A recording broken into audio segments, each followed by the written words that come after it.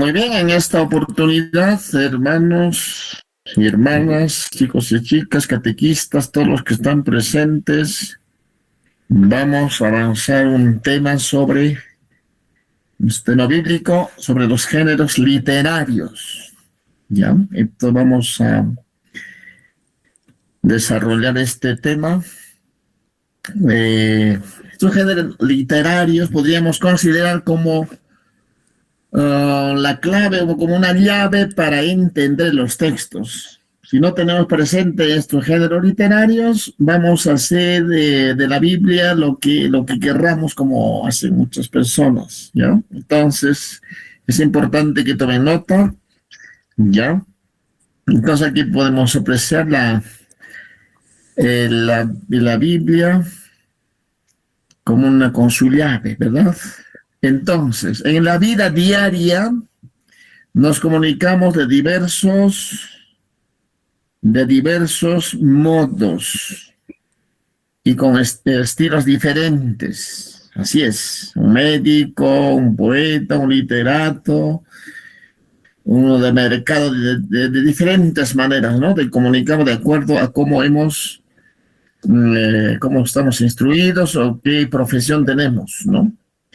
Entonces, y casi de modo natural, pues nos comunicamos de diferentes formas, ¿no? De expresión y decimos, esto es un cuento, ¿ya?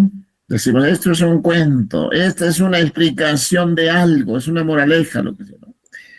Aquello es un consejo y esta es una poesía.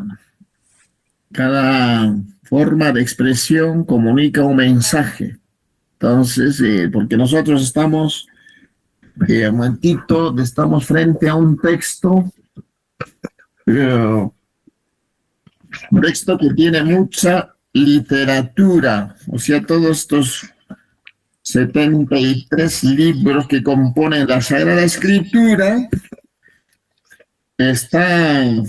contiene muchos géneros literarios. Entonces, cuando leemos la Biblia, debemos hacer el mismo ejercicio, diferenciar las formas de expresión que han utilizado los autores de los libros bíblicos, ya los agiógrafos, ¿ya?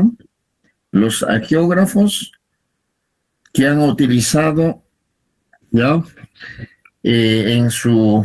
Cuando redactaron este texto, cuando han sido inspirados, porque este tiene autor humano, autor divino y autor humano, ¿ya? Autor literario sería Dios, autor inspirador es Dios, ¿ya? Es decir, hay que estar atentos a los llamados géneros literarios y al mensaje que encierra, ¿ya? Entonces, todo eso vamos a desarrollar. Los géneros literarios son diversas formas orales, escritas, con las cuales una persona comunica su pensamiento, ¿no es cierto? Entonces, vamos a ver los géneros literarios en la Biblia, ¿ya? En el caso de la Biblia que tenemos en nuestras manos, espero que cada uno de ustedes tenga a la mano, porque después vamos a trabajar sobre géneros literarios, por eso es importante que tenga a la mano la Sagrada Escritura, ¿ya? En el caso de la Biblia, vemos como una variedad de libros que proceden de diversos autores, de diversas épocas. Más o menos, la Sagrada Escritura, ¿cuántos años tiene? Se escribió casi unos 1800 años antes de Cristo, 1500, y después poco a poco se va formando. No ha sido de golpe, sino es un proceso largo, ¿ya? Entonces debemos estar muy atentos a los géneros literarios presentes en ella para no equivocarnos en nuestra lectura. Hoy, los estudios descubren que en la Biblia hay muchos géneros literarios, hay cantidad, nosotros vamos a ver más adelante 6 nada más, pero hay una cantidad de géneros literarios, ¿ya? Cada libro tiene su propio género literario, ¿ya? Pero dentro del mismo libro hay diversas formas literarias. Por ejemplo, libro de San Marcos, Evangelio de Marcos, pertenecería al género evangelio, ¿no es cierto? Género evangelio. pero contiene parábolas, al mismo tiempo contiene historias, otras formas literarias también. A pesar de que es evangelio, género literario en su conjunto, pero también dentro de ella encontramos otros géneros. Y así es. Entre los géneros literarios que se encuentran en la Biblia están, a ver, atención, relatos históricos.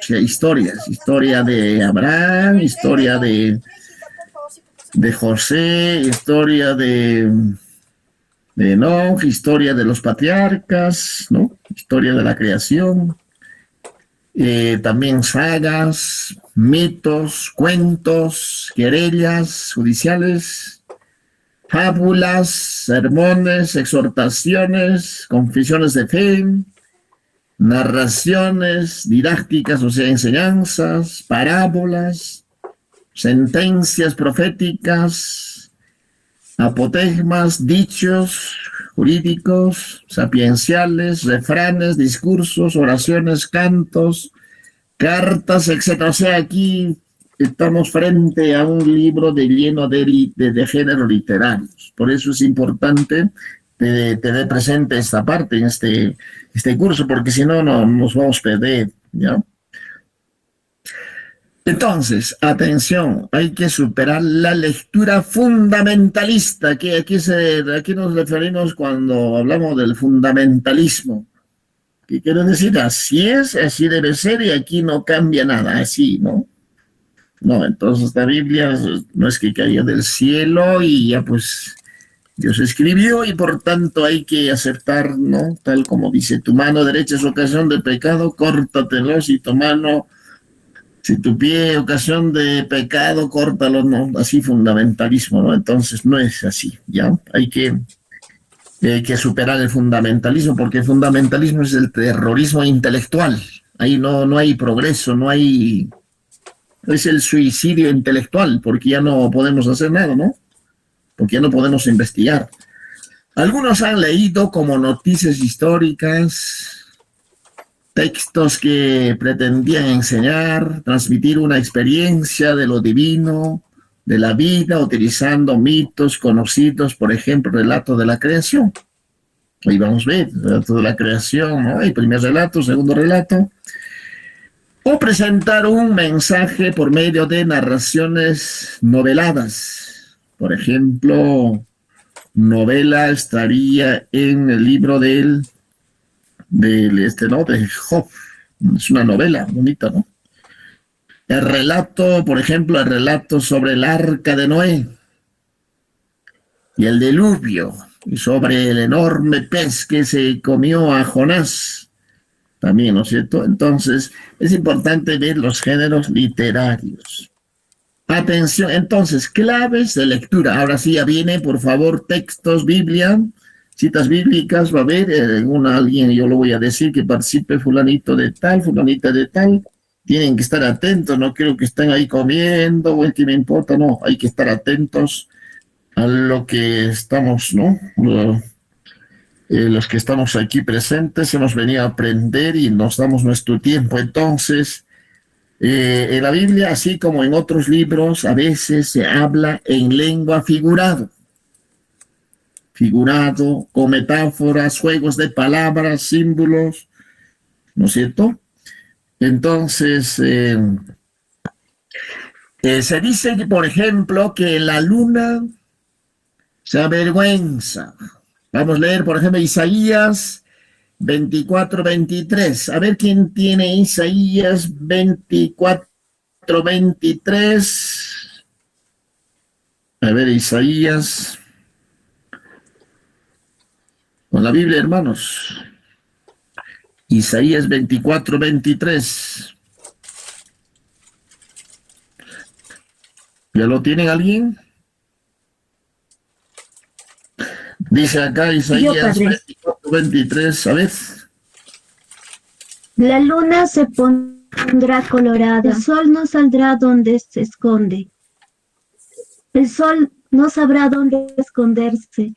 Cuando Yahvé Sebaot sea rey sobre el cerro de Sión en Jerusalén. y aparezca aparecerá su gloria ante sus ancianos. No, ¿no es cierto? La luna se pondrá colorada, ¿no? O sea, de colorada. O dice acá, por ejemplo, se avergonzará, ¿no? Colorada. Cuando te pones colorada, o sea, sonrojada, ¿no? Es cuando uno se pone, te viene un rubor, una cosa así, ¿no? Se avergonzará. Sonrojar, si sonrojar significa, ¿no? Otro, por ejemplo, que los cedros se alegran. Isaías 14:8. Isaías 14:8. A ver.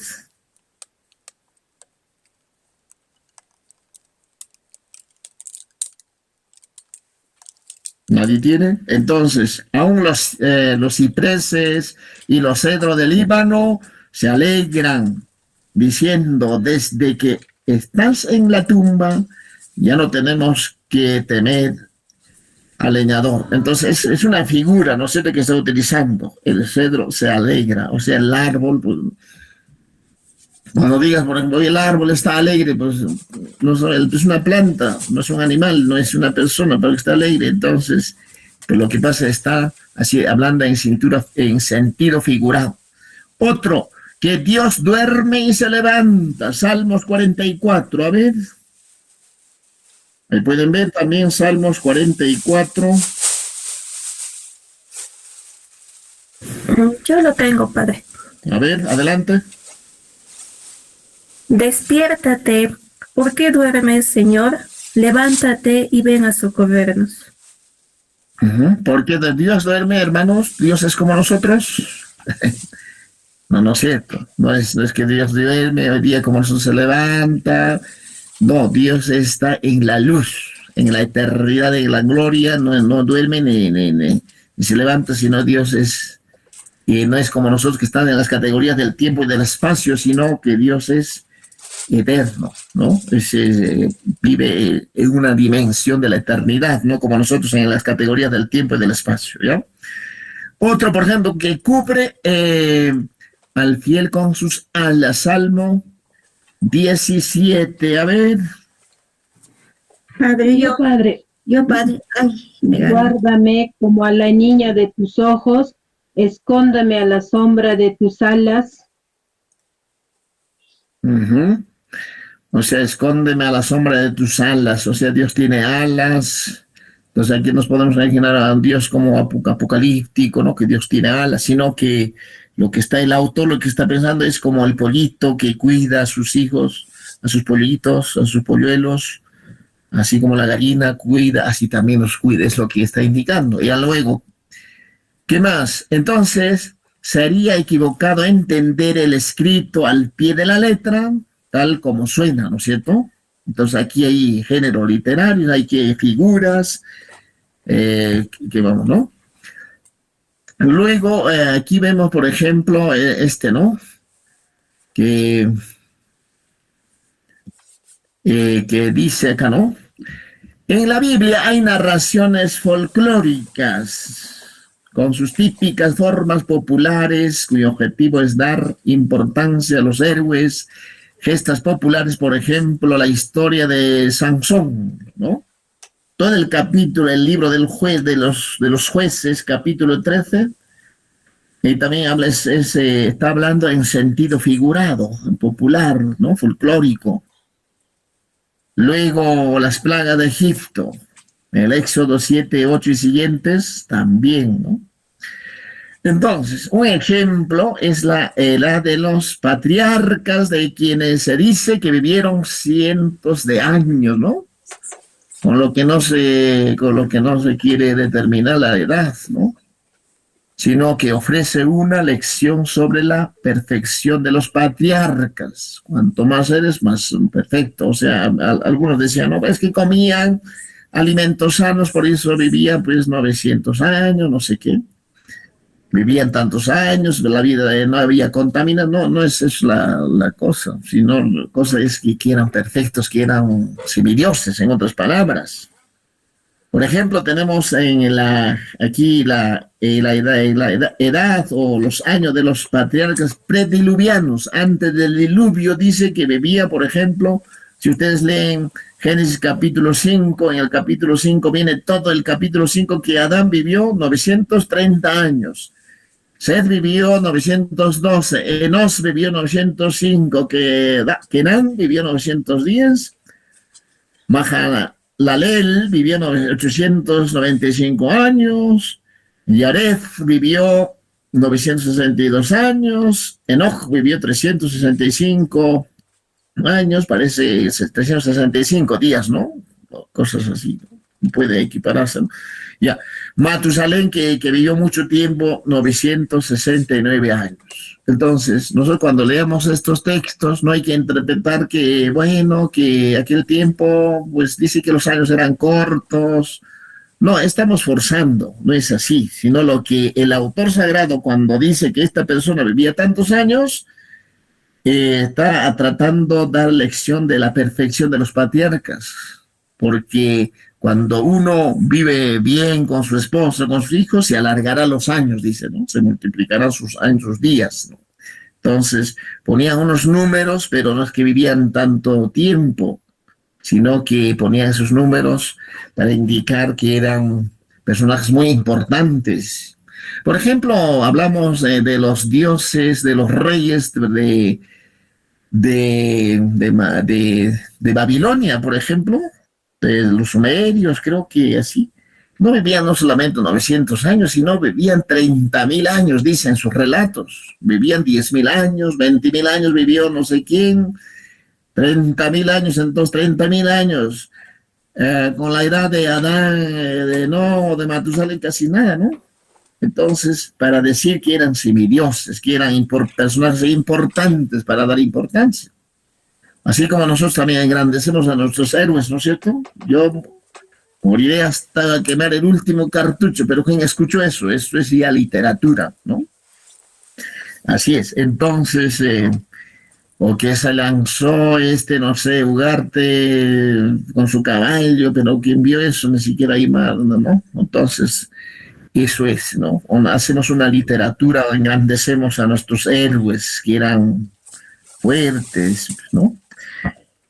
Eso es. Ahora, género, ahora pasamos, queridos amigos, vamos a hablar del primer momento, vamos a hablar del género mítico, ¿ya? Mítico. ¿Saben qué es mito, no? El mito es uno de los géneros literarios que encontramos en la Biblia.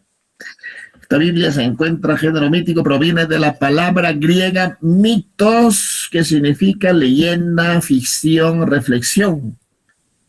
Por ejemplo, ustedes habrán escuchado, a ver, mitos. ¿Alguien de ustedes sabe que participe de algún mito que ha escuchado? No en la Biblia, sino así extrabíblico. La leyenda de los hermanos Ayar. La leyenda de los hermanos Ayar, ¿no? De los 3 hermanos Ayar, Ucho, Ayar, ¿qué? Ayarucho, Ayarcachi, Ayarauca y Ayarmanco. Aquí se escuchó la olla por ahí, creo, ¿no? Con las ollas, ¿no? Y entonces, así, Ayarmanco, etcétera, ¿no? Entonces, o de la leyenda, ¿no? También, ¿no? Leyenda de los, de la origen, no sé de quién, de Banco Capa y mamá, ¿no? Ellos salieron de la Cotitica, casi me enseñaban a mí también, no me lo creía cuando era chiquitito, así, ¿no? Pero ahora no. Así, leyenda, ¿no? ¿Qué más? Por ejemplo, mitos más grandes, por ejemplo, que se ve el mito de Edipo Rey. ¿Ustedes han escuchado alguna vez? ¿Han leído, Sí, señores? Sí. Sí, padre.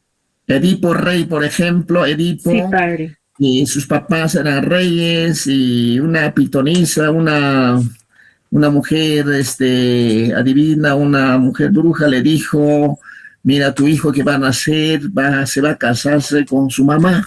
Entonces, para deshacerse del hechizo, cuando nació el niño lo regalaron a una pastorcita y lo mandaron lejos de su casa, a un país muy lejano, ¿no? Entonces, así vivió, y bueno, así para que desaparezca todo el hechizo, todo.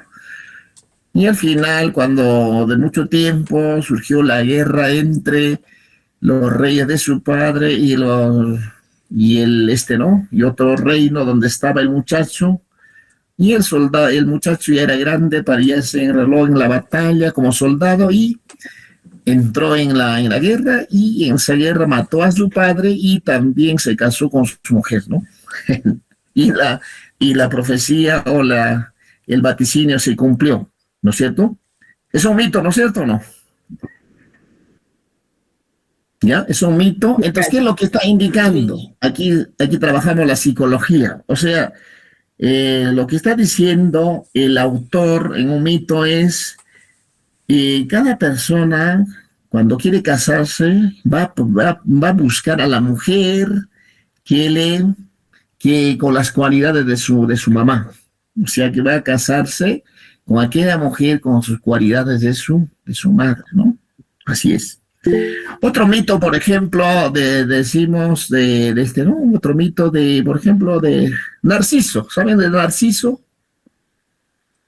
Narciso, que vivía en un castillo, ¿no? Y nunca había salido de su castillo, y un día salió y paseándose por este, ¿no? En el campo de su propiedad, vio agua estancada, miró el agua estancada, vio su propio rostro y se enamoró. De ahí viene el narcisismo, ¿no? El que se ama a sí mismo. Entonces, para explicar que esa persona, el autor está explicando de ese modo, ¿no? Hola, ¿alguien quiere hablar? Ya, entonces también hay un mito también de Platón que viene caballo blanco, caballo negro. Eso también para explicar sobre la naturaleza de la persona. Utiliza Platón ¿no? Hay una carroza que está tirado por dos caballos, caballo blanco, caballo negro, y el que dirige es la persona con su rienda, se llama auriga. Entonces el caballo blanco tira para arriba, el caballo negro para abajo. Y entonces, para poner el equilibrio entre los dos caballos, el auriga tiene que coger la rienda para que no se vaya. Entonces, ¿qué es lo que está para interpretar estos mitos? Hay que conocer. ¿Y qué es lo qué significa caballo blanco? Caballo blanco significa cosas ideales, cosas buenas. Caballo negro significa aquellas cosas malas, el pecado, lo que sea, ¿no? La naturaleza que jala a lo peor, la borrachera, el sexo, la ambición, todo eso, ¿no? En cambio, el otro jala. Entonces, para que la persona humana no sea tan idealista, ni tampoco sea tan materialista la persona, entonces el que pone orden es la auriga, que es la razón. La razón es el que pone el equilibrio entre dos caballos, ¿ya? Entonces, con ese mito está explicando que la persona debe regirse por la razón, no por la pasión ni por el idealismo, sino debe regirse, ¿no? Entonces estos son mitos que nos explican muchas realidades, sentimientos de las personas, las realidades, ¿no? Hay otro mito, por ejemplo, de Ícaro. Hay cantidad de Ícaro, o también de otro mito no sé, hay cantidad de mitos, ¿ya? El mito, entonces, una narración ficticia para dar alguna enseñanza, explicación e instrucción sobre realidades concretas y profundas que experimentamos los seres humanos. Por ejemplo, ¿cuál es el origen del mundo? Ya, pues hay que utilizar ¿no?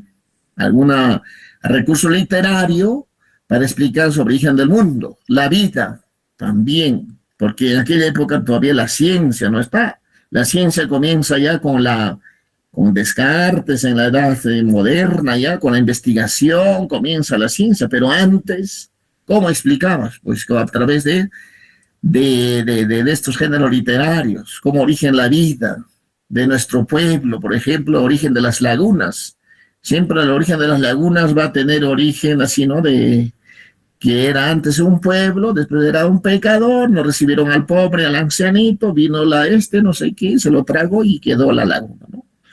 O salió no sé del toro, no sé de qué, etc. Entonces, ¿por qué hay vida y muerte? También eso quiere explicar a través de esto. ¿Por qué existe el mal? ¿Por qué el dolor? Por ejemplo, el libro de Job es lo que explica por qué el dolor, por qué el justo sufre y por qué el malo triunfa, ¿no? Y la alegría, la ambición.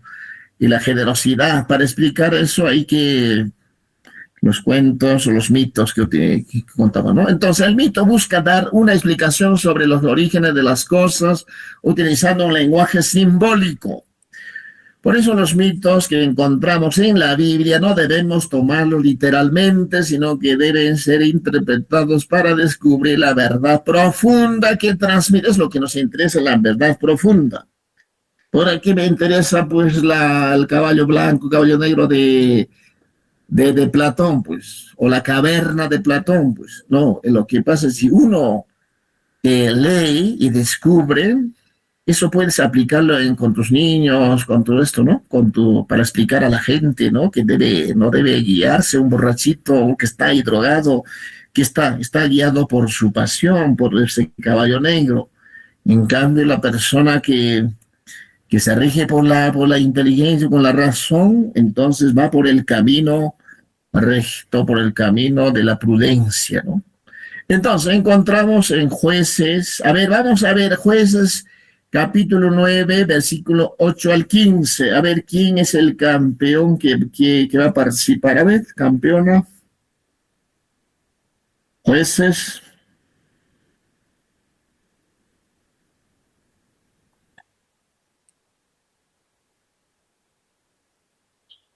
No hay nadie, ¿no? Entonces dice, ¿no? Los aquí. A ver. Adelante. Los árboles se propusieron ungir a uno como su rey. Dijeron al olivo, sé tú nuestro rey. Les respondió el olivo, voy a renunciar a mi aceite, con el que son honrados los dioses y los hombres, para ir a mecerme por encima de los árboles. Los árboles dijeron a la higuera, ven tú, reina sobre nosotros. Les respondió la higuera, voy a renunciar a mi dulzura y a mi sabroso fruto, para ir a mecerme por encima de los árboles. Los árboles dijeron a la vid, ven tú, reina sobre nosotros. Les respondió la vid, voy a renunciar a mi mosto, que alegra a los dioses y a los hombres, para ir a mecerme por encima de los árboles. Todos los árboles dijeron a la zarza, ven tú, reina sobre nosotros. La zarza respondió a los árboles, si con sinceridad venís a ungirme a mí para reinar sobre vosotros, llegad y cobijaos a mi sombra. Y si no es así, brote fuego de la zarza y devore los cedros del Líbano. ¿Está bien nada más? Gracias. Entonces, esto es un mito, ¿no?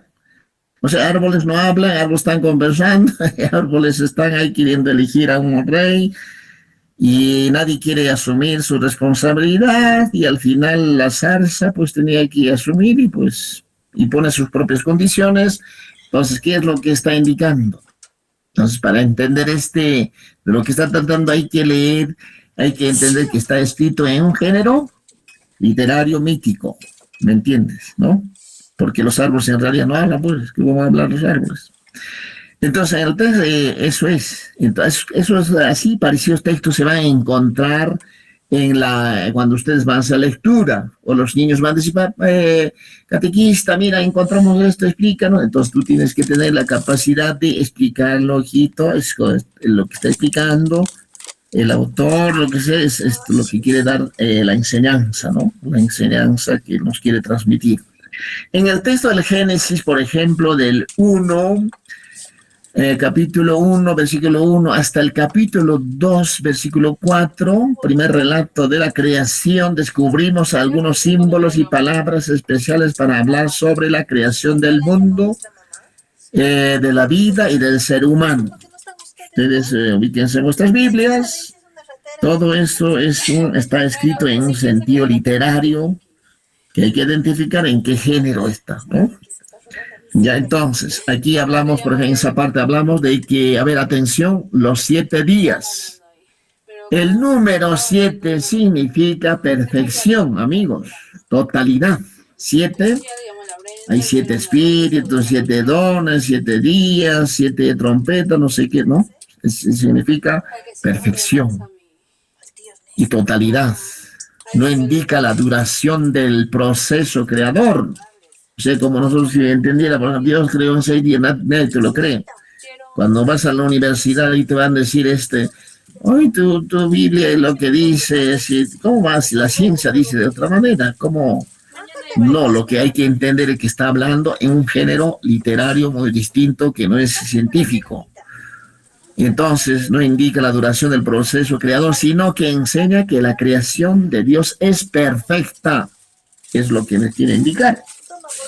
Otra palabra que utiliza en ese texto, en esta que estamos diciendo, Génesis 1 hasta el capítulo 2, lo que está indicando es, dijo Dios. Ustedes, a ver, vayan a la Biblia, al capítulo de Génesis, van a encontrar esa palabra que se va a repetir una y otra vez, ¿no es cierto? Dijo Dios, dijo Dios, dijo Dios, vio Dios, dijo Dios, dijo Dios. O sea, está repitiendo una y otra vez. Entonces, cuando una palabra se repite una y otra vez, y es lo que está indicando es la importancia de esa palabra. O sea, ¿no? Esta frase se refiere al poder creador de la palabra. ¿Quién es la palabra? La palabra, el verbo un carofactón es el verbo se hizo carne. ¿Quién se hizo carne? La palabra. Jesús.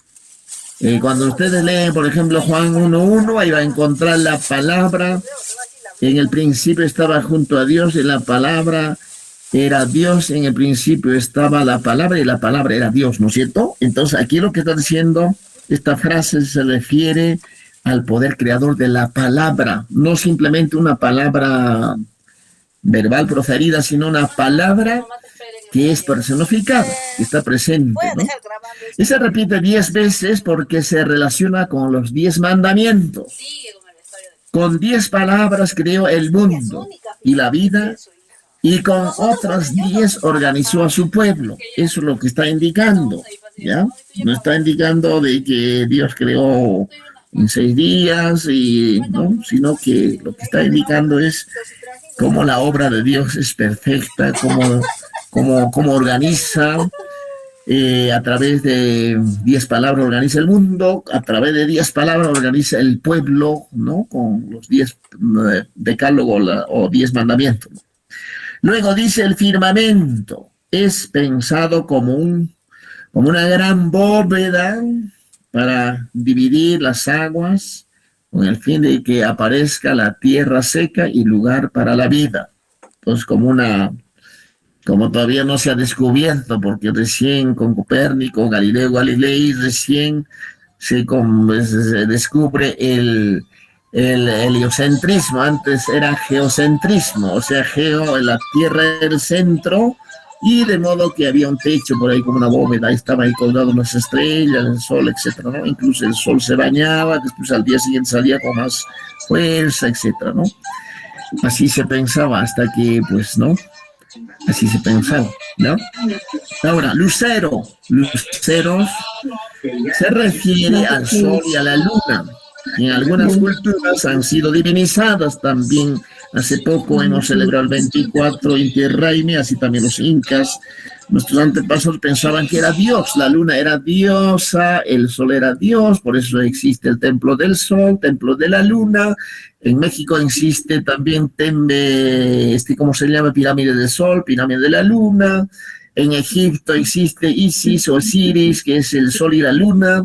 Así divinizaban a esas estrellas, ¿no? A los luceros, al lucero mayor y menor. Aquí se afirma que son obra de la creación de Dios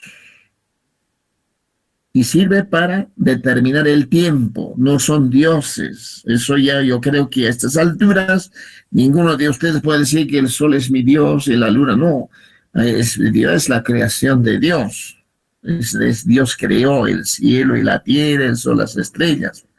Otra palabra que utiliza, y vio Dios que era bueno, ¿ya? Indica que todo lo creado por Dios es muy bueno, buena y valiosa con las cosas de la naturaleza. Son las cosas de la naturaleza, pero ninguna se iguala en dignidad a la persona humana. Por eso si ustedes leen el Génesis, el tema de la creación, se van a encontrar con el término diciendo que era bueno, ¿no es cierto? Pero cuando termina ya a partir, cuando crea al hombre, cuando crea al hombre, el primer hombre, hagamos al hombre nuestra imagen, semejanza, que tenga autoridad, etcétera, etcétera, creó al hombre y a su imagen, creó Dios, que creó varón y mujer, aquí dice macho y hembra, ¿no? Así, ¿no?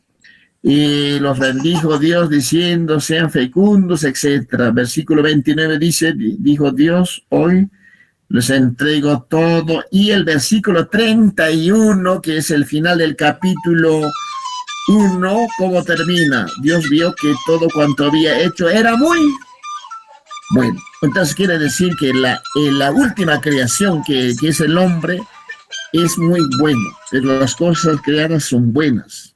Entonces aquí lo que hay que distinguir también es la palabra, el superlativo. Cuando decimos bueno, es ¿no?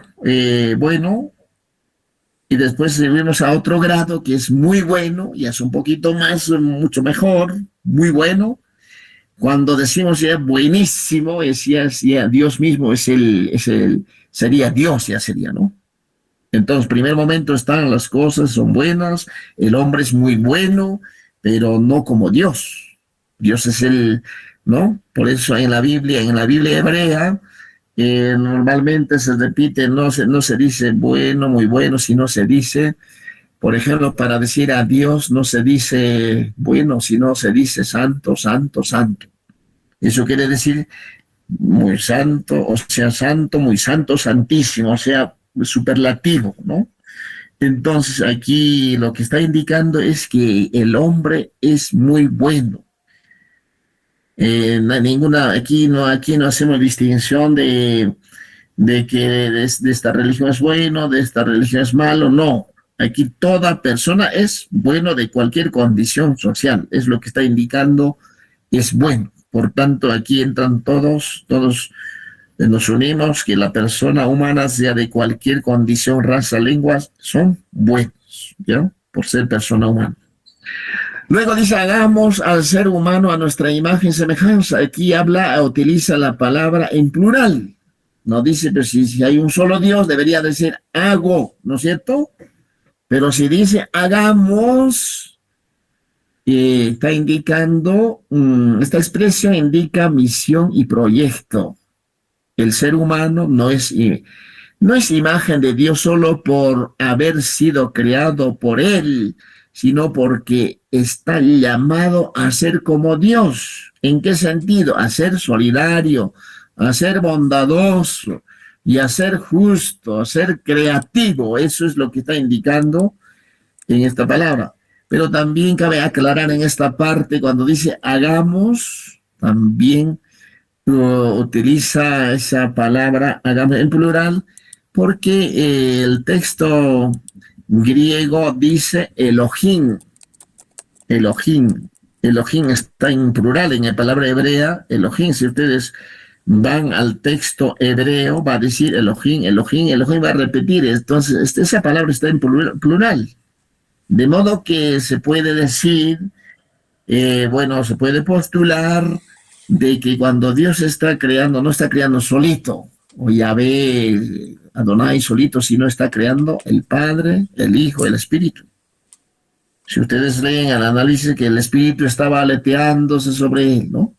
Y la palabra que nosotros identificamos con el verbo encarnado también está presente, y el Padre. Entonces, por eso podríamos decir también de que utiliza esta palabra hagamos en plural, porque están actuando las tres personas, como cristianos decimos, Santísima Trinidad, ¿no? Ya. Otro, el séptimo día descansó. Aquí hemos leído, Dios de cuando duerme, levántate, Señor, ¿hasta cuándo vas a dormir? No, de Dios no descansa, sino esta expresión es una invocación a toda persona humana a imitar a Dios en el ejercicio del derecho a descansar, a dedicar un tiempo para ella misma, para la persona misma, para su familia, para su comunidad y para Dios. Dedicarlo, ¿no? el ser humano no es una máquina de trabajo. Es lo que está diciendo. Oye, ustedes ya no hay ni tiempo ni para ustedes, ni para la familia, ni para la esposa, ni para escuchar a los hijos. Ya pues que haya un tiempo para el descanso, o el día Shabbat, para descansar, para dar culto a Dios, ¿ya? Entonces, ¿hay alguna oposición entre lo que dice la Biblia y lo que afirma la ciencia sobre la aparición de la tierra o la creación? No hay ninguna oposición. Si nosotros explicamos de este modo, no hay ninguna oposición. Lo que pasa es que está utilizando un género. En realidad, de la creación le costó millones de años a Dios, ¿no?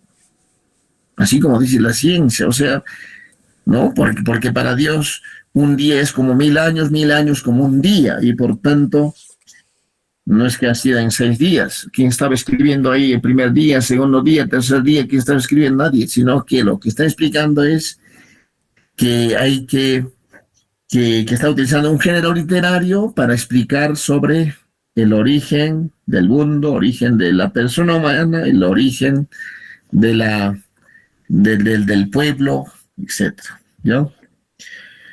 Ahora pasamos a otro género que se llama el género evangelio. Atención, punto aparte, ¿no es cierto? En los escritos del Nuevo Testamento es muy común el uso de la palabra evangelio. Buena, ángelo, significa, viene de una palabra ángelo que lleva la buena noticia. El ángel, el mensajero, ¿no? Evangelio. Entonces, está presente 76 veces esta palabra evangelio se repite. El verbo evangelizar es también frecuente, aparece 54 veces en el Nuevo Testamento. La palabra evangelio significa buena noticia, eso es. Nosotros no somos transmisores de terrores, del fin del mundo, de desastres, no, eso no debemos. No nos han encargado eso, sino llevar siempre la buena noticia. Pero originalmente indicaba a la persona que traía buena noticia y luego la gratificación o propina que se le daba, ¿no? La buena noticia, la alegría, la esperanza, la felicidad. Eso debemos transmitir nosotros en la catequesis, el evangelio, la buena noticia, ¿ya? Entonces, el evangelio es la proclamación de la buena noticia ¿sobre quién? Sobre Jesús. En Marcos dice, fue el primero en usar este género literario, Marcos, Evangelio en San Marcos. Después lo siguieron Mateo, luego Lucas, luego Juan. Los 4 evangelios son el testimonio de fe en Jesús de las primeras comunidades. Entonces,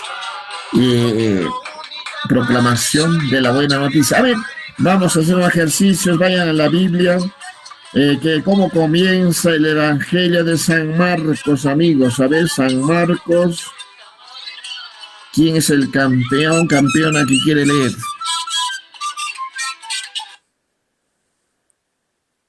Padre. Adelante. Predicación de Juan el Bautista.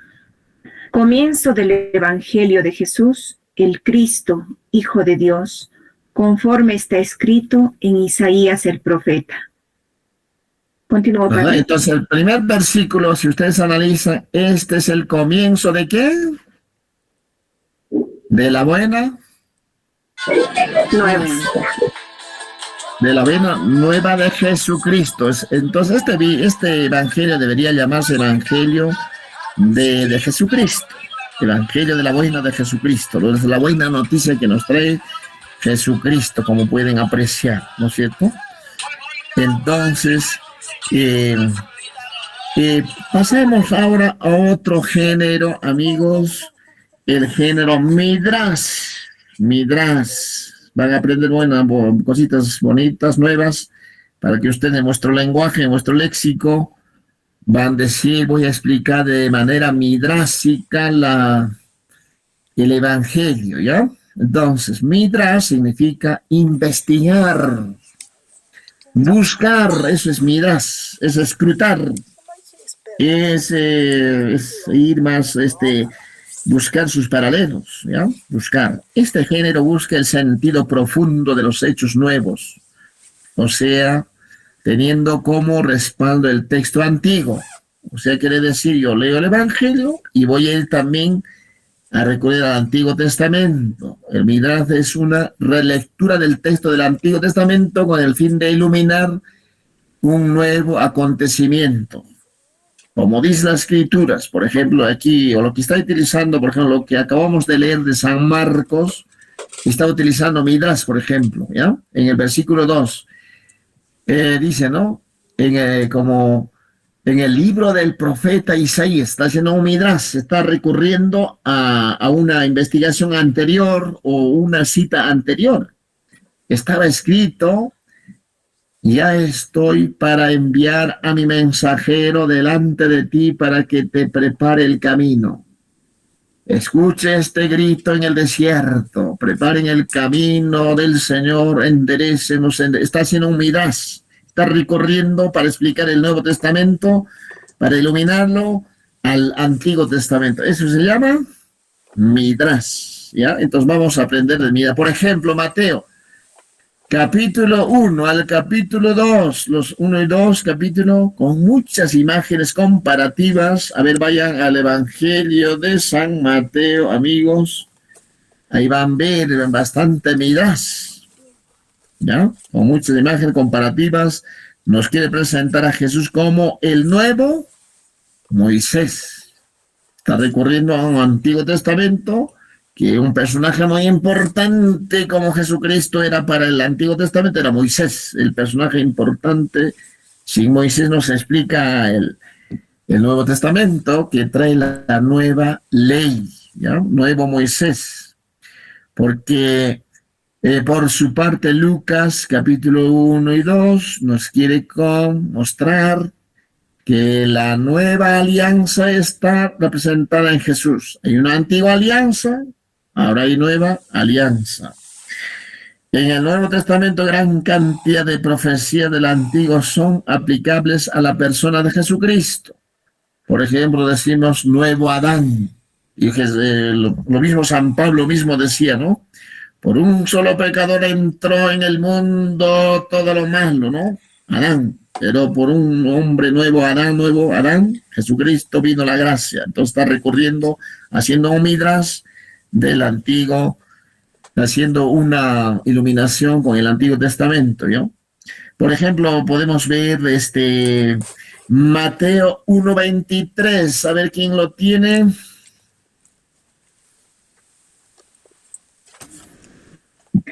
Ved que la Virgen concebirá y dará a luz un hijo y le pondrán por nombre Emmanuel, que traducido significa Dios con nosotros. Esto es de Isaías. Isaías estaría capítulo 7, versículo 14 de Isaías. Si ustedes van, por ejemplo, vayan a ver el 7, si me equivoco, a ver Isaías 7:14, amigos. Vamos rápidamente a ver qué dice Isaías 7:14.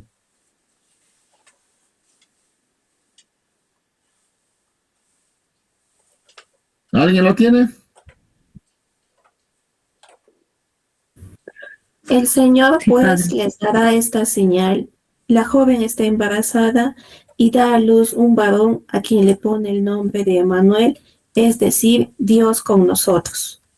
¿Ves? Entonces el autor del Nuevo Testamento está haciendo una investigación midrásica para iluminar el acontecimiento del nacimiento de Jesús. Está recurriendo a un texto del Antiguo Testamento. Por ejemplo, Mateo 2:6. A ver, Mateo 2:6, ¿qué dice?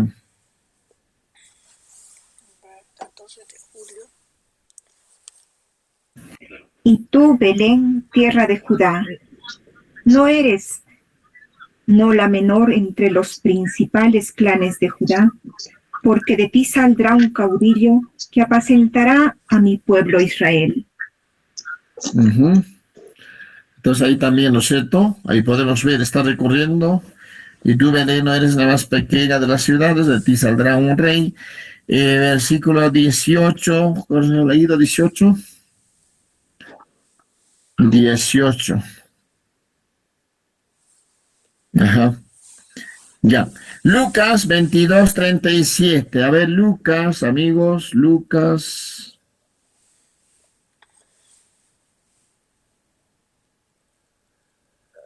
Lucas 22, ¿alguien lo tiene?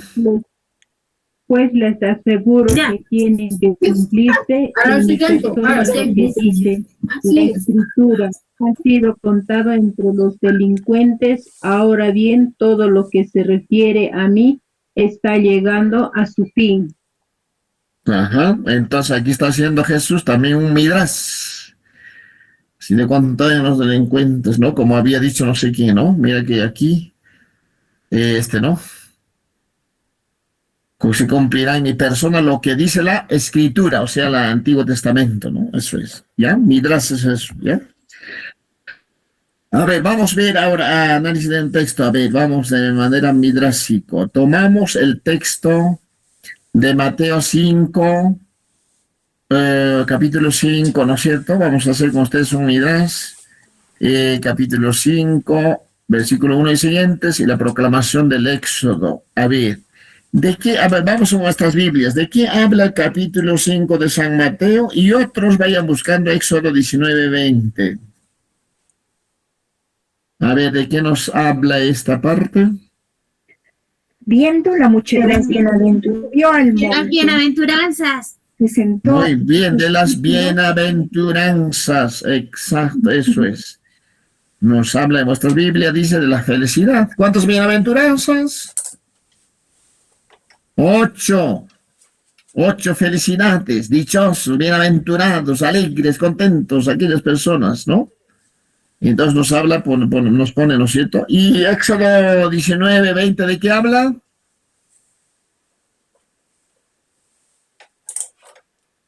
Éxodo 19:20, capítulo 19 y capítulo 20, ¿de qué habla? Del decálogo, pues amigos. Éxodo 20 es de decálogo. Así De los entonces, mandamientos. excelente, tienes un punto, ¿ya? Entonces, Mateo habla de las bienaventuranzas y Éxodo habla de los mandamientos. Entonces descubrimos que en ambos textos hay una referencia a la subida de un monte. Porque Mateo, si ustedes leen todo el capítulo 5, va a subir a una montaña. Lo mismo en Éxodo 20, 19, 20, la proclamación de sus normas para la vida. Moisés va a subir también a una montaña que se llama Sinaí, ¿ya? Entonces, hay una montaña de las bienaventuranzas, hay una montaña ¿de qué? De los mandamientos, ¿ya? Entonces tenemos las bienaventuranzas y en el Éxodo 20 tenemos el decálogo, las 10 palabras. Entonces, desde Mateo 5:13 en adelante encontramos muchas exhortaciones y normas para vivir según la propuesta de las bienaventuranzas. Desde el Éxodo 20, capítulo 20, versículo 22 hasta 23, 19, también encontramos normas para vivir según el decálogo, ¿ya? Según las normas. Entonces, ahí podemos también ver esta midrash, ¿no? Cómo Mateo utiliza como falsilla para escribir su texto los mandamientos, o sea, el esquema. Por eso está, según los discursos de Moisés, que creo que son 4 o 5, está estructurado el Evangelio de San Mateo de ese modo. Así es. Aquí vemos, por ejemplo, Midrash, vamos ahora adelante, aquí, ya más clarito, vamos a ver Midrash, Antiguo Testamento, Nuevo Testamento, Éxodo 19:20, Mateo 5:1 y siguientes. En el Antiguo Testamento nos habla de los mandamientos, algunos ya han descubierto, ya han entrado ya en el ritmo, ¿no? En San Mateo nos habla de las bienaventuranzas. ¿Quién es el personaje central en el Éxodo? Moisés. ¿Quién es personaje en el Nuevo? Jesús. ¿A dónde sube Moisés? Al monte. ¿A dónde sube Jesús? A la montaña. En nombre de Dios entrega los mandamientos. El Mateo promulga las bienaventuranzas. Y intermediario entre Dios y el pueblo sería el Moisés, y el Hijo de Dios tiene autoridad. Así es. Entonces, esto se llama hacer una midrash, una investigación, escrutar, buscar los paralelos. Entonces, en nuestras Biblias, a ver, vamos a hacer ejercicios así prácticos, si pueden ver ustedes. A ver, yo voy a abrir cualquier texto. Por ejemplo, aquí, ¿ya? Atención, hermanos, amigos, ¿ya? Entonces, aquí tenemos el texto. ¿Me están viendo, por favor? ¿Se ve la Biblia? Sí, padre. Sí. Bien, muy bien. Entonces, aquí está el texto. Aquí al paralelo hay cantidad de citas con letras, números pequeños, ¿no es cierto? Y eso también nos ayuda a tener recurrir a hacer una lectura en conjunto, buscar el midrash, el significado y buscar el sentido, cómo podemos explicar, ¿no? Entonces ahí están los paralelos, o si no, al pie de página también trae, ¿ya? Si ustedes van al Nuevo Testamento, igual, ¿no es cierto? Del Evangelio, por ejemplo, ahí vamos a ver en los costados, aquí hay citas, pequeñitos números, eso nos está indicando ese versículo donde yo puedo encontrar, en qué parte de la Biblia, en qué parte del libro de la Biblia puedo encontrar esos versículos citados, o me puede ayudar a iluminar lo que estoy yo buscando, ¿ya? Muy bien. ¿No? Entonces, vamos a pasar al género epistolar. Ahora ya no se escribe las cartas, ¿no? Muchas veces pido a mis muchachos, cuando pasan, por ejemplo, del precatecumenado al catecumenado, tienen que escribir al párroco diciendo, señor párroco, después de haber pasado el precatecumenado, me siento ya fortalecido, quiere continuar. Entonces hay una carta que se pide. Entonces los niños no saben escribir, parece que pero se ha quedado ya en la historia el tema de cartas, creo, ¿no? La mayoría escriben pues por aparatillo, ¿no? Por el celular, chat, y ya pues no. Ahora ya no sabemos, ya no saben escribir. Los mayores sí, todavía sabemos cómo se escribe una carta, una epístola.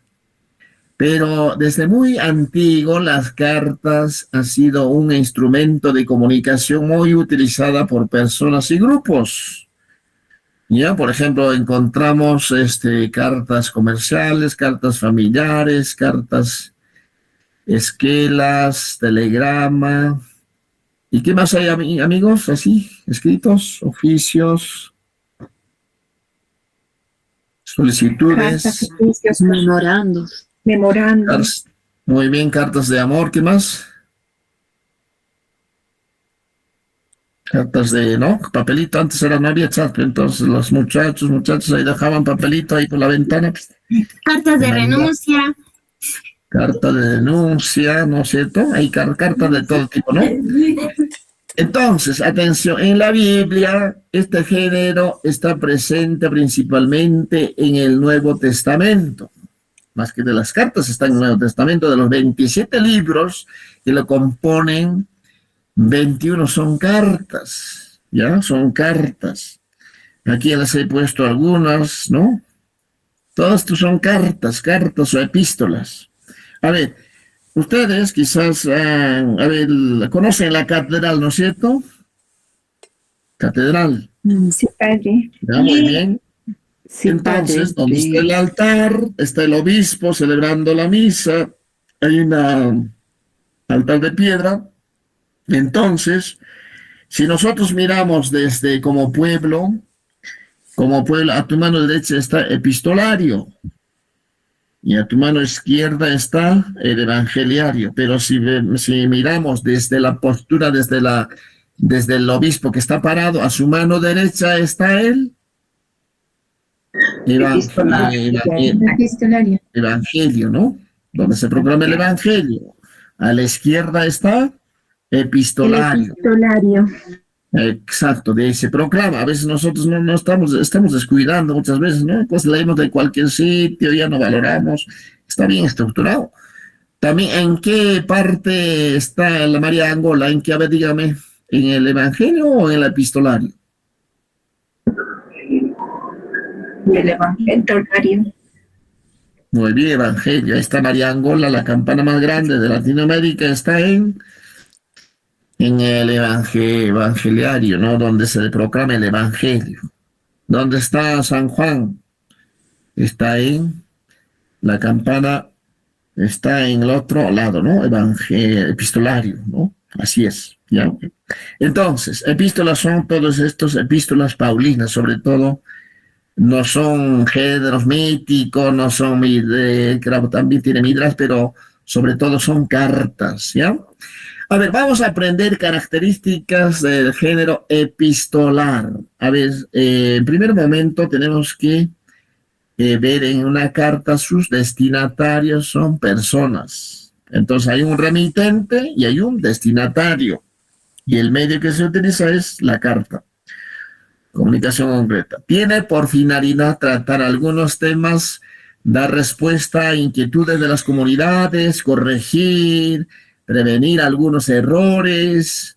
Por eso en las cartas podemos encontrar una sección doctrinal y una exhortación. Así es. ¿Ya? Por ejemplo, si ustedes, ¿cuál es la primera carta que se ha escrito o primer libro escrito del Nuevo Testamento? Si alguien me dice, va a tener un punto. El Evangelio de Mateo. Hechos de los apóstoles. Hechos de los apóstoles. A ver, otro. Esa es la carta a los tesalonicenses que escribió en el año 52 más o menos.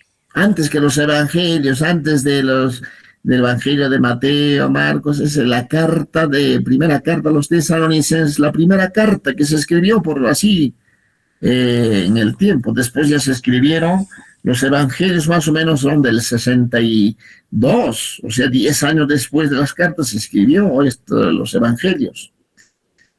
Así es. Entonces, ¿qué es lo que trata? Entonces hay un primera Tesalonicenses, hay un segundo Tesalonicenses, ¿qué es lo que quiere enseñar? Porque en primer momento en Tesalonicenses había dicho, señores, la parucía ya está próximo, así que, señores, prepárense, ¿no?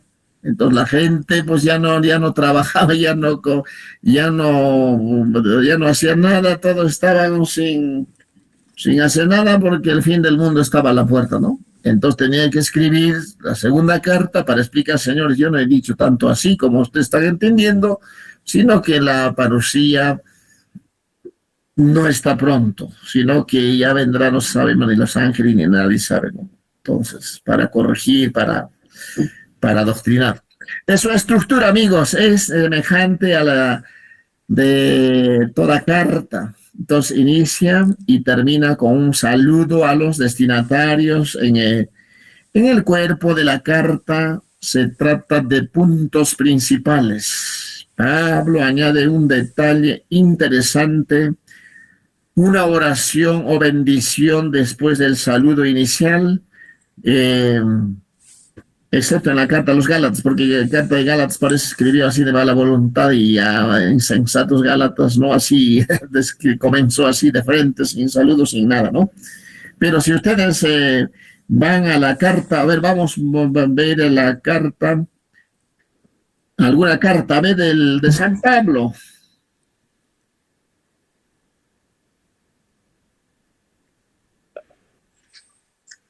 Por ejemplo, Corintios, vamos a ver. Aquí Corintios, primer libro, primera carta, San Pablo a los Corintios. ¿Qué dice, amigos? ¿Cómo comienza? Pablo, apóstol de Jesucristo por voluntad de Dios. Que lo ha llamado y de Sóstenes, nuestro hermano, ¿no? ¿Estás por ahí? Aquí viene al destinatario, a la iglesia de Dios que está en Corinto, a ustedes que Dios santificó en Cristo Jesús. Pues fueron llamados a ser santos con todos aquellos que por todas partes invocan el nombre de Cristo Jesús, Señor nuestro. Reciba bendición. Ahí está, mira, la bendición en el versículo 3 que viene. Reciban la bendición y la paz de Dios, Padre de Cristo Jesús el Señor. También viene acción de gracias. Doy gracias sin cesar a mi Dios por ustedes. O sea, está orando por por los corintios y por la gracia de Dios que les ha sido otorgado en Cristo Jesús. ¿No es cierto? Ahí está. Todo lo que hemos dicho, ¿no es cierto? Acá, que tiene añade detalles interesantes, oración, bendición, saludo inicial, ¿no es cierto? Entonces, este género de carta que encontramos, queridos hermanos, y está en San Pablo, que escribió cantidad de cartas, hay también cartas católicas también, ¿no? Pablo tiene 13 cartas, católicas 7 y así, ¿no? Y también cartas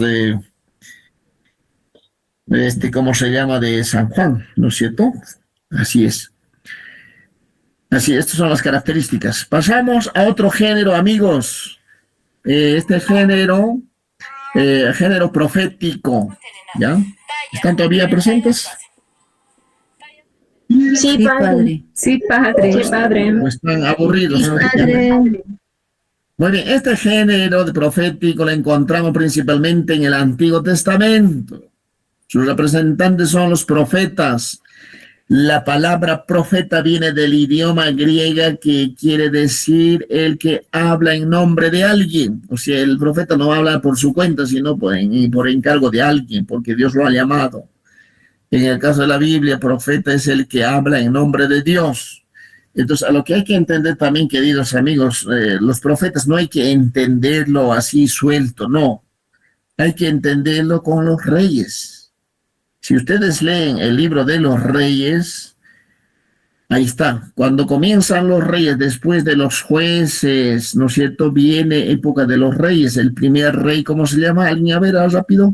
¿Cómo se llama el primer rey de Israel? Salomón. No, Saúl. Saúl era rey, después viene David, después Salomón, después Jeroboam, después Jehú, después viene cantidad de reyes, después reyes del norte, reyes del sur. Entonces, como estos reyes no eran tan religiosos, eran personas que no conocían mucho a Dios, sino que han entrado con poder, por dinero. Entonces, muchas veces el pueblo era explotado, ¿no? Era humillado, le imponían impuestos de la sal, de la menta, del comino, de todo, de todo, era muy ¿no? abusivos. Entonces, en ese momento surgen también los profetas para poner orden, para llamar atención a los reyes, señores. Aquí han sido llamados. Por ejemplo, Ezequiel habla, ¿no es cierto?, de los pastores. Hay de los pastores que trasquilan a mi oveja, se aprovechan de las gordas y de las flacas descuidan, a las enfermas no cuidan. ¿De qué está hablando? No está hablando de los obispos, no, sino que está hablando de los pastores que eran los reyes que debían que regir, gobernar al pueblo, pero al final se volvieron abusivos, gente que explotaba a la gente. Entonces, por eso los profetas comenzaron a aparecer con mucha. Entonces, ¿qué es lo que hacían los profetas? En primer momento denunciaban la idolatría, porque muchas veces estos reyes, en vez de adorar al Dios Yahvé, adoraban al ídolo, al Baal. Es en cuestión religiosa. En cuestión social, la injusticia, que cometía injusticias, la desconfianza, el formalismo y la hipocresía que tenía, por ejemplo, David, por ejemplo. ¿Cuáles son los pecados de David? David, por ejemplo, cometió 2 pecados graves en su vida: adulterio y homicidio. Primero mató a Urías y se quedó con la mujer de Urías, con Betsabé, ¿no? Y entonces, ¿quién tenía que corregir? Un profeta Natán. Le decía, hoy te cuento una parábola, ¿ya? A ver, cuéntame, mira, un señor, un pobre vivía junto al rico. El rico tenía muchas ovejitas, pero el pobre tenía solamente una ovejita. Pero cuando llegó a la casa del rico, sus visitantes, sus amigos, este rey que tenía tantas ovejas lo robó al pobre su ovejita que tenía como una hija, esa ovejita, lo degolló, lo invitó a sus amigos. A ver, rey, ¿qué tú dices? Y el David dice, no, ese hombre tiene que morir. Y el profeta Natán dice, hoy tú eres ese rey, tú teniendo tantas mujeres, matas al pobre Urías y te quedas con su mujer. Arrepiéntete. Entonces ahí viene el Salmo 50, misericordia, Dios mío, por tu bondad, por tu inmensa compasión, borra mi culpa, lava del todo mi delito, ¿no? Eso es. Luego anuncian que la religión interior, no esa apariencia, hipocresía, ¿no es cierto? Vamos a ver la religión como, por ejemplo, Isaías capítulo 1, vamos. Isaías capítulo 1. Están con sueño, ¿no? Sí, están con sueño. No, padre. Isaías capítulo 1, amigos, a ver. 1 capítulo, versículo 10, vas al 10. ¿Del 1 al 10? No. Visión que tuvo Isaías. Hijo de tocante hay que leer Isaías capítulo 1, versículo 10, ¿ya?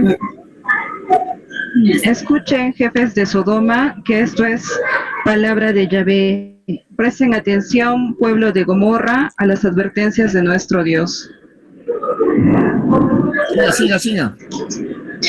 Porque tantos sacrificios en mi honor, dice Yahvé, y estoy saciado de sus animales, de la grasa de sus terneros. No me agrada la sangre de sus novillos, de sus corderos y chivos. Si suben hacia mí en peregrinación y se agolpan en los patios de mi templo, ¿quién se los ha pedido? Déjense de traerme ofrendas inútiles. El incienso me causa horror. Lunas nuevas, sábados, reuniones, ya no soporto más sacrificios ni fiestas. Odio sus lunas nuevas y sus ceremonias. Se me han vuelto un peso y estoy cansado de tolerarlas. Cuando rezan con las manos extendidas, aparto mis ojos para no verlos. Aunque multipliquen sus plegarias, no las escucharé, porque veo la sangre en sus manos. Levántense, purifíquense, no me hagan el testigo de sus malas acciones. Dejen de hacer el mal y aprendan a hacer el bien. Busquen la justicia, den sus derechos al oprimido, hagan justicia al huérfano y defiendan a la viuda.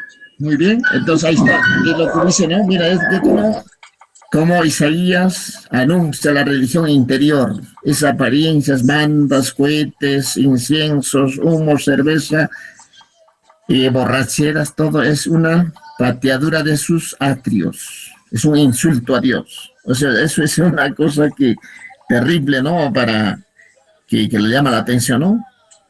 Entonces, ¿de qué sirve eso mientras que ustedes andan entre peleas con manos ensangrentadas, entre abortos, pecados, y entre puñetazos, entre familiares y amigos? ¿De qué sirve eso? De nada sirve. Conviértanse de una vez por todas, ¿no? Entonces, la confianza, el amor. Entonces, insiste en que hay un solo Dios. También hay Jeremías, ahí pueden leer, que Él es justo, Amós 5, 11 y 12, y que hay un Salvador y un reino futuro, Isaías 11, 1, 19. Entonces van anunciando los profetas y son imparciales. O sea, cuando hablan los profetas, ellos están en una situación imparcial. Aunque ellos tengan que morir, aunque lo persigan, como Belsabé persiguió a Elías también, ¿no? Hasta para matarlo, ¿no es cierto? Pero ellos se mantenían firmes hasta dar la vida. Y muchos de ellos terminaron como mártires, ¿ya? Muy bien, a ver, características del género profético. El profeta recibe de Dios el mensaje que debe comunicar al pueblo a través de visiones, sueños, reflexiones, instrucciones. Isaías, hijo de Amós, tuvo esta visión acerca de Judá y de Jerusalén. Ahí pueden leer Isaías 2:1. Luego el mensaje que comunica el profeta no es suyo. Por eso simplemente habla en nombre de Dios y utiliza expresiones como estas, así dice Yahvé. O sea, ellos siempre van a decir, así dice Dios. Yo no digo, sino Dios dice, ¿no? Esos son los profetas. Los padres, los obispos son profetas porque anuncian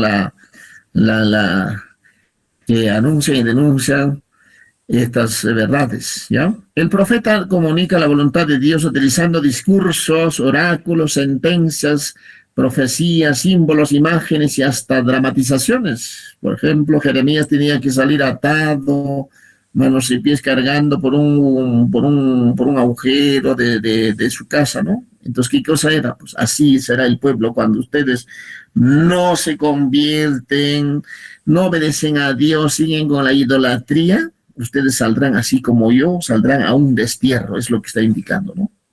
Luego, el profeta proyecta suceso futuro desde la realidad presente aquel día, dice, ¿no? Isaías 3:18, vendrá días, ¿no? Aquel días venideros, o sea, siempre también a futuro van anunciando. Por último, amigos, el género apocalíptico. Quizás ya se han ido, voy a ver. Aquí estamos. Estamos presentes, Padre. Sí. Padre. Sí, fueron 30 personas. Ya vamos a ver, género apocalíptico lo encontramos tanto en el Antiguo Testamento, también en Isaías, capítulo 24, 27 está también Apocalipsis, Zacarías 9, capítulo 9 hasta 14, también hay Apocalipsis, el libro de Daniel es pura Apocalipsis. En el Nuevo Testamento, Mateo 24, 25 es apocalíptico, Marcos 3 es apocalipsis, y sobre todo Apocalipsis tenemos un libro que se denomina Apocalipsis, ¿no es cierto? Entonces ellos utilizan género apocalíptico.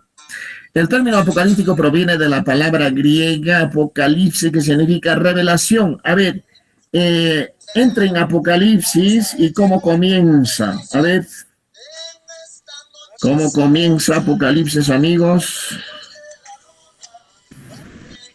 Revelación de Jesucristo se la concedió Dios para manifestar a sus siervos lo que ha de suceder pronto, y envió a su ángel para dársela a conocer a su siervo Juan. Entonces aquí lo que nos dice, esta es la revelación, no dice Apocalipsis. Esto entonces Apocalipsis significa revelación. Debería llamarse este libro como revelación, ¿no? Así comienza, ¿no es cierto? Esta corriente literaria nace en la época de fuertes persecuciones contra los creyentes, cuando a los cristianos quemaban así como antorchas en los anfiteatros, en los coliseos. Ahí comienza la literatura apocalíptica. También cuando perseguían los seleucidas a los judíos. Sobre todo podemos ver también el primer libro de los Macabeos, segundo libro de los Macabeos, son época donde la persecución ha sido duro, y también hasta los años 300 después de Cristo hubo una persecución terrible de Nerón, Vespasiano, Tito. Todos los reyes han perseguido a los cristianos. En esa época surgió la literatura apocalíptica. Por eso los textos apocalípticos tienen como finalidad consolar y dar esperanza al pueblo fiel, y al mismo tiempo expresa el juicio de Dios sobre la historia, especialmente contra los dominadores. El bien triunfa sobre el mal, eso es. A pesar de que vamos a sufrir, ¿no? Esos muchachos, 7 hijos que sufrieron con su madre, ¿no? Y decían, ¿no? Y tú impío que no crees en Dios, morirás, pero nosotros tendremos la vida eterna. Así que aunque nos cortes nuestra lengua, nuestras manos, recuperaremos, ¿no es cierto?, la vida eterna. Entonces, es una literatura, ¿ya? Entonces, vamos a ver en una literatura Apocalipsis, por ejemplo, capítulo 1, 12, 3, ahí podemos ver, por ejemplo, en esta lectura, si ustedes hacen una lectura atenta, van a encontrar 7 candelabros. Su significado es 7 comunidades universales de la Iglesia, presencia en todas partes, por eso se llama católica universal, ¿ya? Va a encontrar también este texto, Apocalipsis 1, Hijo del Hombre. Su significado es Jesús, el Mesías, modelo de la humanidad o humanidad salvadora. Túnica larga, pues sacerdocio, ¿no? Sacerdocio, túnica larga simboliza sacerdocio. Cinturón de oro, o coraza, o realeza, o significa rey. Cabello blanco, eternidad. Ojos como llamas de fuego, ciencia divina. Pies de bronce, firmeza, estabilidad. Voz fuerte, majestad y poder. Estrella en la mano. 7 coordinadores o ángeles protectores. Espada que sale de su boca, palabra que tiene poder de Dios. Rostro como el sol, autoridad suprema, ¿ya? Juan como muerto a sus pies, situación de la comunidad, miedo, persecución y muerte, ¿no? Eso significa esta parte, ¿no? Por último, mano derecha de Jesús sobre Juan, presencia de Cristo, amigo y protector. Aunque todo está en contra de ti, yo estoy contigo, ¿no? Así es, amigos. Entonces, ¿alguna pregunta? Ya creo que todos ya se han ido, creo, ¿no? ¿O no? Padre, estamos aquí atentos. No, padre, estamos aquí. Bueno, ustedes son campeones. ¿Alguna pregunta, amigos, amigas?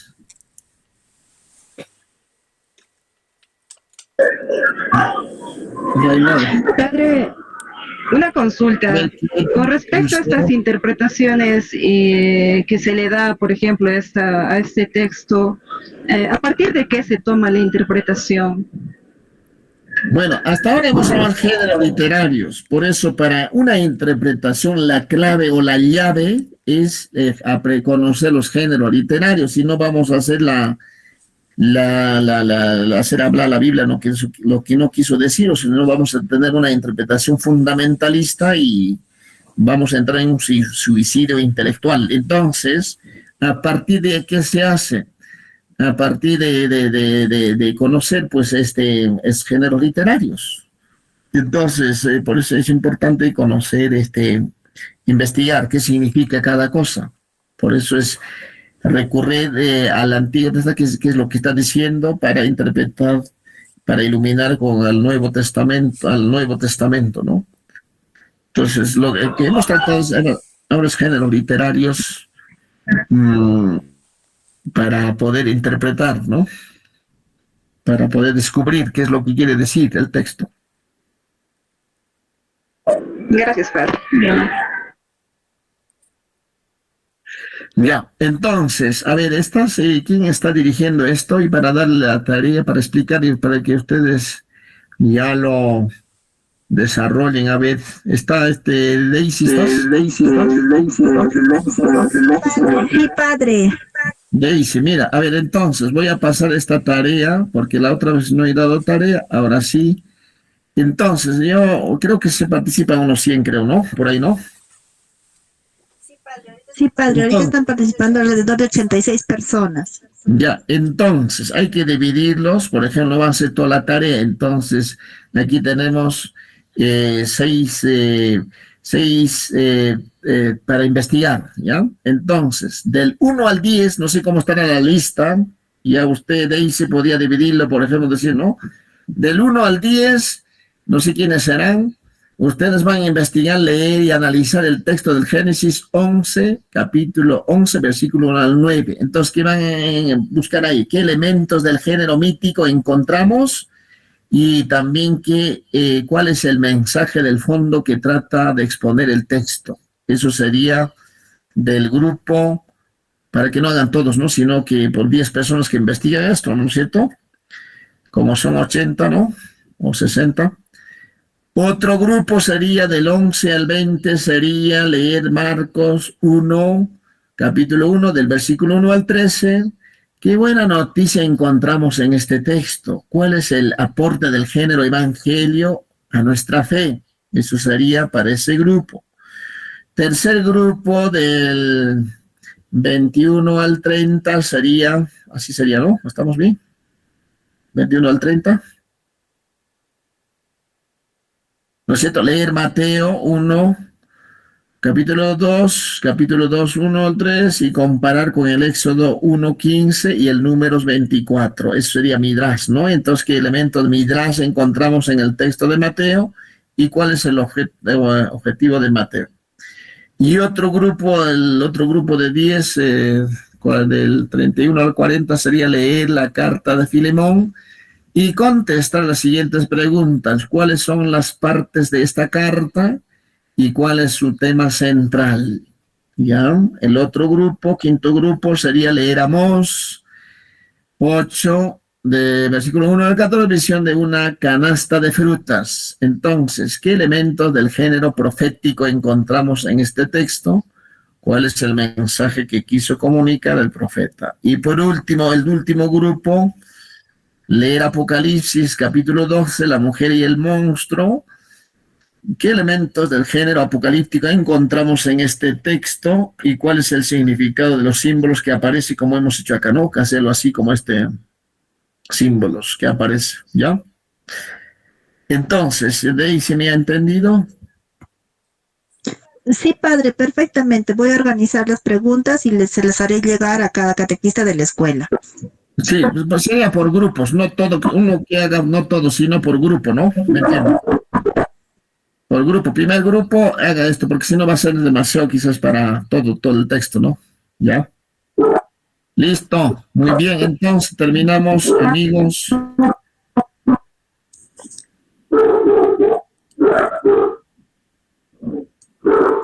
Listo, padre Antonio, muchísimas gracias por su participación en este segundo tema de la escuela bíblica.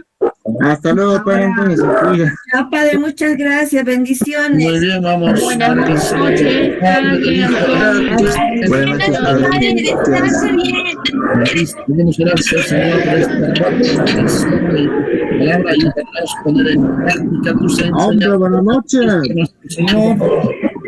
Amén, que el Señor los bendiga, Padre y Espíritu Santo. Amén. Hombre, buenas noches, gracias.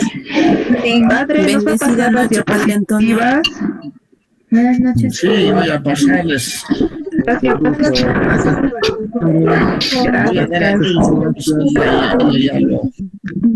Gracias, padre, gracias.